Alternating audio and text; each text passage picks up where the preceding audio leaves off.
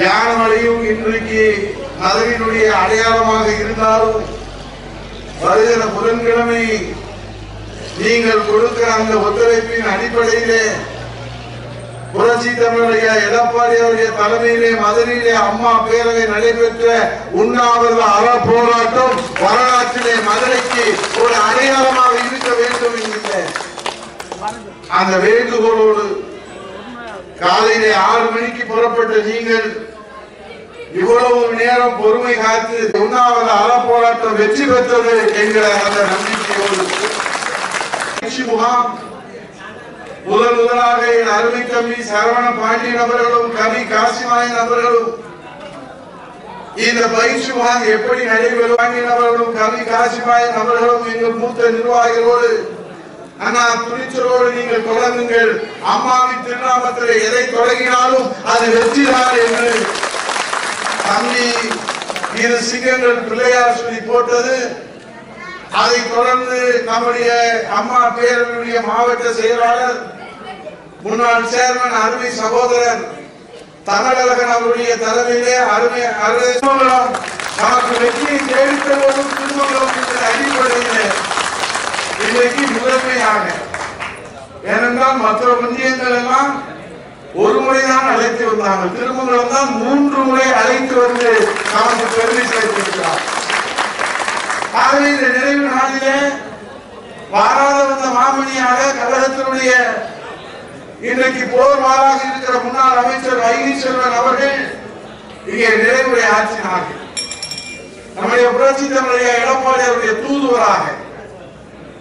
ஆகவே இந்த நிகழ்ச்சியுடைய நோக்கம் நான் உங்களிடத்தில் சொல்ல வேண்டும் என்பதல்ல. எனக்கு முன்னாலே இங்கே பேசியவர்கள் எல்லாம் நம்முடைய சேர்மன் மரியாதைக்குரிய ஜெகன் அவர்கள், எனக்கு முன்னாலே பேசிய சுமதி சுவாமிநாதன் அவர்கள், வக்கீல் துரைபாண்டியன் அவர்கள், மாவட்ட கழக பொருளாளர் திருப்பதி அவர்கள், ராமகிருஷ்ணன் அவர்கள், எனக்கு முன்னாலே பேசிய முன்னாள் சட்டமன்ற உறுப்பினர் கழக புரட்சி தலைவி அம்மா, எல்லாவற்றுக்கும் மேலாக நம்முடைய திருமங்கலம் ஒன்றியம் என்று சொன்னால் அது கடமைக்கும் கண்ணியத்திற்கும் கட்டுப்பாட்டுக்கும் ஒரு எடுத்துக்காட்டான ஒன்றியம் என்கின்ற அடிப்படையில் இங்கே எங்களை மெய்சிலிருக்க வைக்கின்ற வகையிலே வழக்கறிஞர் அன்பழகனை பொறுத்தளவிலே அவர் குறைவாக பேசுவார், தெளிவாக செய்வார். அன்பழகன் அவர்களையும் தமிழகன் அவர்களையும் சரவணபாண்டி அவர்களையும் கவி காசிமாயன் அவர்களையும் சாமிநாதன் அவர்களையும் கொடி வைரவன் அவர்களையும் ராஜேந்திரன் அவர்களையும் அருமை சகோதரர் அண்ணாமலை அவர்களையும் திருப்பதி அவர்களையும் எல்லோரையும் அழைத்து இங்க இருக்கிற மழையை பிறக்க முடியுமா, நம்ம அம்மாவுடைய ஆசையோடு எடப்பாடியார் சொல்லி இருக்கிறார் என்று சொன்னால் ஆனா பரட்டிடுவோம் என்று சொல்லக்கூடிய ஒன்றியம் நம்முடைய திருமங்கலம் ஒன்றியத்தை சேர்ந்து இருக்கிற பொறுப்பாகும். எப்படி முடியும் என்று கேட்டால் அது அம்மா பெயரை சொன்னால் முடியும் என்ற அந்த நம்பிக்கை என்பதுதான் திருமங்கலம் ஒன்றியத்திலே திருமங்கலம் தொகுதியிலேயே நமக்கு காவல் அரணாக இருக்கிற இந்த ஒன்றியத்தை நாம் சிறந்தாழ்ந்து வணக்கத்தை தெரிவித்துக் கொள்வோம். உங்களுக்கு புத்தாடை வழங்குகிற நேரம் வந்திருக்கிறது, இப்போது வழங்க இருக்கிறோம். ஆகவே நான் நீண்ட நெடிய நேரம் எடுத்துக் கொள்ளவில்லை. இன்றைக்கு நாட்டிலே இருக்கக்கூடிய நிலவரம், அந்த நிலவரத்தை அந்த விளம்பரத்தாலே இன்றைக்கு நாட்டிலே நடைபெறுகிற கலவரம், போதைப் பொருள் கலாச்சார கலவரம், சட்ட ஒழுங்கு சீரழிவு கலவரம், கொலை கொள்ளை கலவரம், மின்சார கட்டண உயர்வு கலவரம், விலைவாசி உயர்வு கலவரம், வேலை வாய்ப்பு இல்லை என்கிற கலவரம், வறுமை ஒழிப்பு என்கிற கலவரம், எங்கு பார்த்தாலும் தமிழ்நாட்டிலே கலவரமாக இருக்கிறது. ஆனால் அந்த கலவரத்தை நிலவரத்தை மக்களிடத்திலே மறைக்கிற விளம்பர யுக்தியை, விளம்பர அரசியலை இன்றைக்கு திராவிட முன்னேற்ற கழகம் முன்னெடுத்திருக்கிறது. அதைத்தான் நாம் தகர்த்து எறிய வேண்டும். அண்ணா திராவிட முன்னேற்ற கழகத்துடைய தொண்டர்கள் ஒவ்வொருவரும் ஒரு ராணுவ சிப்பாயாக நம்முடைய புரட்சி தமிழக எடப்பாடியாருடைய கருத்தை வலுப்படுத்துகின்ற வகையில் இன்னைக்கு அவர் திறந்தோறும் அறிக்கைகள் வெளியிட்டுக் கொண்டிருக்கிறார்கள். திறந்தோறும் இந்த ஆட்சியுடைய அவலங்களை தோல்வித்து காட்டுகின்றார்கள். இப்போ இங்க எத்தனை பேர் 2000-3000 பேர் இருக்கிறீங்க, ஒரு ராணுவ கட்டுப்பாடோடு இருக்கிறீங்க. நேற்றைய தினம் இந்திய ராணுவத்தினுடைய வான் சாகசம், அந்த சாகசம் நடைபெறுகிற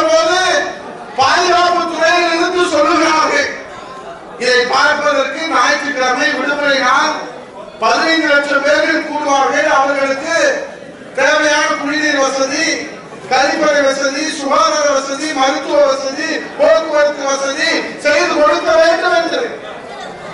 ஆனால் மாநில அரசு தூக்கி கொண்டிருக்கிறது. அதை பார்க்க வந்தவர்கள் காலை நிலவரப்படி 5 பேர்கள் இறந்து போயிருக்கிறார்கள். இது எவ்வளவு பெரிய கொடுமை! ஒரு வான் சாகசத்தை பார்க்க வந்த 5 பேர் இறந்து போயிருக்கிறார்கள். அப்படியானால் அரசு எதற்கு, அரசாங்கம் எதற்கு, ஆட்சியாளர்கள் எதற்கு? அதை ஒழுங்குபடுத்தி அவர்களுக்கு தேவையான மருத்துவ வசதிகளை, குடிநீர் வசதிகளை செய்து தர வேண்டாமா? ஏறத்தாழ 300 பேருக்கு மேலே மருத்துவமனையில் மயக்கம் அடைந்து அங்கே அனுமதிக்கப்பட்டிருக்கிறார். ஆகையால் இந்த அரசு செயல்படாமல் இருக்கிறது. ஆனால் விளம்பரத்திலே உச்சவட்டமாக கின்னஸ் சாதனை படைத்திருக்கிறது. மக்கள் சேவையிலே 0, ஆனால் விளம்பரத்தாலே ராஜ்யம். அதுதான் திமுகவுடைய லட்சியம். ஆனால் இதை தகர்த்து எறிவதற்காகத்தான் வருகிற 6ஆம் தேதி நம்முடைய பிறப்பு உரிமை, தீவாளர் உரிமை, வேலைவாய்ப்பு உரிமை நாம் இன்றைக்கு மீட்டெடுக்க வேண்டும். நான் மட்டும் கத்துனா முடியுமா? இங்க இருக்க அன்பழக, தமிழக, தம்பி அசோக், மகேந்திர பாண்டி, ஆண்டிசாமி, கவி காசிமாயன், கண்ணன், கொடிவேலுவே, ராமசாமி, இந்த பகுதியில சகோதரி சுமதி சாமிநாதன், அன்னக்குடி, சரவண பாண்டி, நம்முடைய வேலுமுருகன், சரவணன், மாணிக்கம், தமிழரசன், எங்க ராஜவர்மன், தமிழரகன், எங்க அண்ணன் மகேந்திரன், துரைபாண்டி, தம்பி மாணவர்கள் முத்தி சொல்லுவோம். ஒன்று சேர்ந்து நாம் குரல் கொடுத்தோம் என்று சொன்னால் இந்த திமுக ஆட்சியை நாம் இன்னொரு சாவுவை அடித்து அதை வீட்டுக்கு அனுப்புவோம்.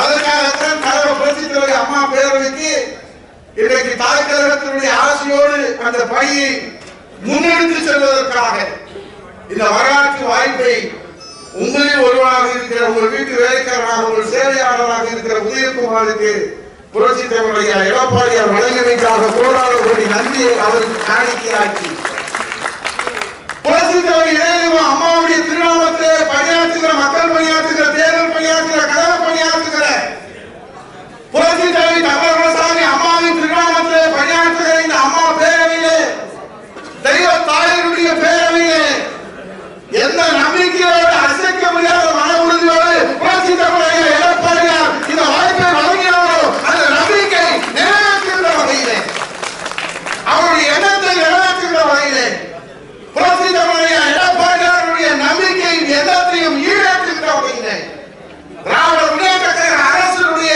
உண்மை நிலவரத்தை தோற்று காட்டுகின்ற வகையிலே ஏன் சமுதாயத்தை இன்றைக்கு பாழ்படுத்திக் கொண்டிருக்கிறார்கள்.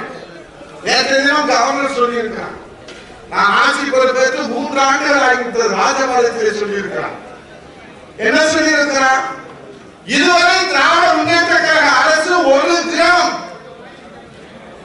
ரசாயனம் கலந்த போதைப் பொருளை கண்டுபிடிக்கவில்லை. சொன்னது யார்? கான்ஸ்டிடியூஷனல் அத்தாரிட்டி, அரசியல் அமைப்பினுடைய அதிகாரத்தை பெற்றிருக்கிற நேரு ஆளுநர் அவர்கள் சொல்லியிருக்கிறார். உயர்நீதிமன்றத்தில் நீதி அரசர்கள் சொல்லுகிறார்கள். உதயகுமாரும் இங்க இருக்கக்கூடிய பொறுப்பாளர்களும் இந்த மேடையில் அம்மா திருக்கோயிலே அரசியல் காழ்ப்புணர்ச்சியோடு எதிர்கட்சி அண்ணா திராவிட முன்னேற்ற கழகம் என்பதனால சொல்லவில்லை. நீதிமன்றத்தில் நீதி அரசர்கள் சொல்லுகிறார்கள். இந்த ஆட்சியாளர்கள் என்ன செய்து கொண்டிருக்கிறார்கள்? தமிழ்நாடு முழுவதும் போதைப் பொருள் பறந்து விரிந்து நிறைந்து இருக்கிறது. அதை கட்டுப்படுத்த நீங்கள் முன்வரவில்லை என்றால் நாங்களே குழு அமைத்து கட்டுப்படுத்துவோம். நாங்கள் அண்ணா திராவிட முன்னேற்ற கழகத்திலே சொல்லவில்லை. சட்டமன்றத்தில் புரட்சித் தலைவர் எடப்பாடியார் சொன்னதை அன்றைக்கே கேட்டிருந்தால் இந்த பிரச்சனை இருக்கார். அவர் ஆதாரத்தோடு எடுத்து சொன்னார். கேட்க பெண் சிசுகளை இன்னைக்கு பாதுகாக்க முடிகிறதா? இன்னைக்கு பாலியல் குற்றங்கள் தமிழ் கலாச்சாரம், பண்பாடு, நாகரிகம், உலகத்துக்கு நாகரிகத்தை கற்றுக் கொடுத்த இனம் தமிழ் இனம். பெண்களை பார்த்தால் தெய்வமாக கும்பிடுகிற இனம் உலகத்திலே ஒரு இனம் உண்டு என்றால் அது நம்முடைய தமிழ் இனம் என்று எல்லோரும் பெருமைப்படுகிற இந்த இனம் இன்றைக்கு தலை விழுந்து இருக்கிறது, சீரழிந்து இருக்கிறது, சின்னாபின்னமாக இருக்கிறது. இதை காப்பாற்ற வேண்டாமா? புரட்சித் தலைவர் எடப்பாடியார் அதற்காக தான் அழைப்பு விடுத்திருக்கிறார். ஆகவே அனைவரும் அதில் பங்கேற்பீர்கள் என்கிற நம்பிக்கையோடு இன்றைக்கு 1000 பேர்கள் 2000 பேர்கள் என்று நீங்கள் வந்திருக்கிறீர்கள் என்று சொன்னால் வருகிற 9ஆம் தேதி 4000 பேர்கள் குடும்பமாக அதில் பங்கேற்க வேண்டும் என்று கேட்டு செய்திகளை உடனுக்குடன் தெரிந்து கொள்ள நமது அம்மா இணையதள தொலைக்காட்சியை சப்ஸ்கிரைப் செய்து அருகில் உள்ள பெல் ஐகான்